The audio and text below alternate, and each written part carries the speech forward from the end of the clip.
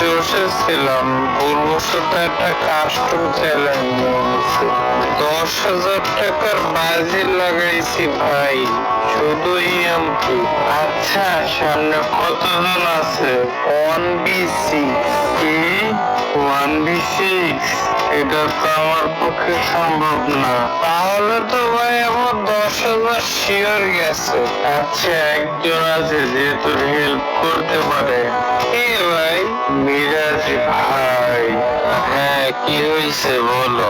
10,000-এর bet লাগানো একটা custom আছে। 1v6 করতে হবে শুধু EMP দিয়ে।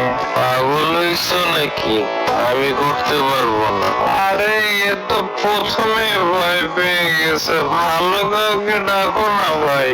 দেখো, একটু ব্যস্ত আছি। আমার ব্যস্ততাকে আমার ভয় মনে করিও না।